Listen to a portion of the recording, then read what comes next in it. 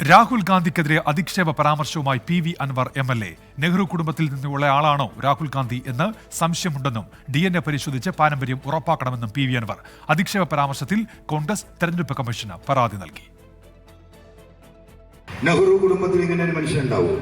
എനിക്ക് ആ കാര്യത്തിൽ നല്ല സംശയമുണ്ട്. രാഹുൽ ഗാന്ധിയുടെ DNA പരിശോധിക്കണമെന്ന അഭിപ്രായക്കാരനാണ്. രാഹുൽ ഗാന്ധി മോഡിയുടെ ഏജന്റാണോ എന്ന് ആലോചിക്കേണ്ടിടത്തേക്ക് കാര്യങ്ങൾ തിരിക്കുകയാണ്. മണ്ണാർക്കാട് എടത്തനാട്ടുകരയിൽ വിജയരാഘവന് വോട്ട് അഭ്യർത്ഥിച്ചുകൊണ്ട് LDF ലോക്കൽ കമ്മിറ്റി സംഘടിപ്പിച്ച പൊതുയോഗത്തിലാണ് PV അൻവറിന്റെ പരാമർശം.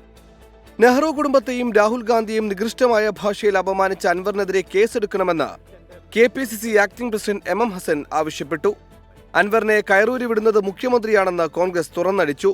ശ്രീപെരുമ്പത്തൂരിന്റെ മണ്ണിൽ പെടഞ്ഞു മരിച്ച് രാജീവ് ഗാന്ധി എന്ന് പറയുന്ന നേതാവ്, ലോകം മുഴുവൻ ആരാധിക്കുന്ന നേതാവിനെയാണ് ഒരു മാർക്സിസ്റ്റ് MLA അധിക്ഷേപിച്ചിരിക്കുന്നത്. ഞാൻ കരുതിയത് മുഖ്യമന്ത്രി പിണറായി വിജയനെ തള്ളി പറയുന്നു, പക്ഷേ അദ്ദേഹം അതിനെ ന്യായീകരിക്കുകയാണ്.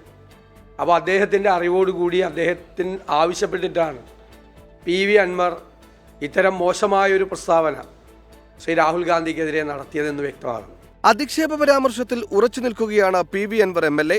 ആ വിഷയത്തിൽ ഞാൻ ഉറച്ചു നിൽക്കുകയാണ്. കാരണം നെഹ്റു കുടുംബത്തിൽ നിന്നൊരു വ്യക്തിയിൽ നിന്ന് ഇന്ത്യൻ ജനത ഒരിക്കലും പ്രതീക്ഷിക്കാത്ത രീതിയിലുള്ള വ്യക്തമായ പരാമർശമാണ് നടത്തിയിട്ടുള്ളത്. മതേതരത്വത്തോടൊപ്പം എല്ലാ ജീവനും ജീവിതവും നൽകിയ സഖാക്കളുടെ നാടാണ് കേരളം.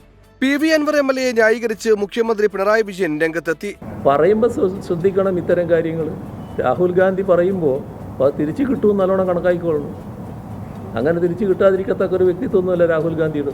അൻവറിന്റെ പ്രസ്താവനയെക്കുറിച്ചുള്ള ചോദ്യങ്ങളിൽ നിന്ന് പാലക്കാട്ടെ ഇടത് സ്ഥാനാർത്ഥി വിജയരാഘവൻ ഒഴിഞ്ഞുമാറി. P അൻവറിനെതിരെ നിലമ്പൂരിൽ UDF പ്രവർത്തകർ കോലം കത്തിച്ച് പ്രതിഷേധിച്ചു. രാഹുൽ ഗാന്ധിക്കെതിരായ അൻവർ MLAയുടെ അധിക്ഷേപ പരാമർശം അവസാന ലാപ്പിൽ ചർച്ചാ വിഷയമാക്കാൻ തന്നെയാണ് UDF തീരുമാനം. ഒഴിവാക്കാമായിരുന്ന വിവാദമെന്നാണ് ഇടത് ക്യാമ്പിലെ സംസാരം. രാജേഷ് സുദേവനൊപ്പം പാലക്കാട് നിന്ന് നിഖിൽ പ്രമേഷ് 24.